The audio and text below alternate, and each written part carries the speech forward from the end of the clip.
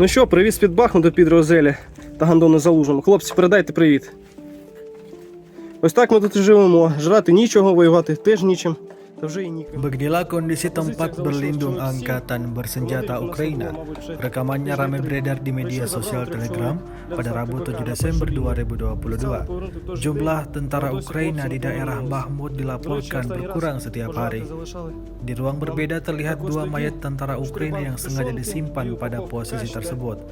Sedangkan sisa prajurit yang masih hidup dalam kondisi tidak punya apa-apa untuk dimakan dan diminum. На 20 чоловік, 10 з котрих померли тут уже за 3 тижні.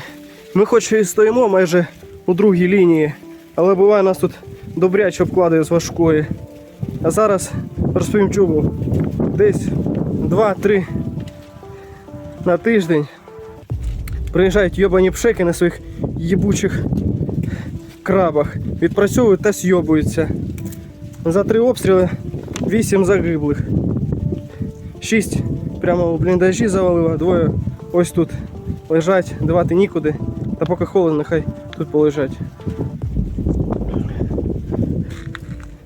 Тепер ось так робимо і до пизди на те, що позиції демаскируємо.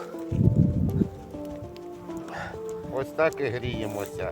Спочатку палимо костер на лопаті, щоб зігріти руки, а потім костер догорає, скидаємо з лопати вугілля і сідаємо на лопату жопою, щоб гріти жопу і спину, щоб не замерзнути. Так, ось обіцяних буржуйок нам ніхто не дає, а дохнути від холоду теж вже якось не хочеться. Отже, ще раз передаємо привіт нашому клоуну-президенту та чуваку з рожею бандита Залужному. Ми з хлопцями покидаємо позиції. Шукайте нас у полоні.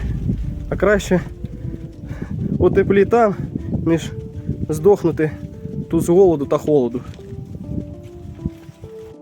Rusia melaporkan secara total 340 pesawat Ukraina, 180 helikopter, 2.634 kendaraan udara tak berawak, 391 sistem rudal anti pesawat dieliminir sejak awal operasi khusus.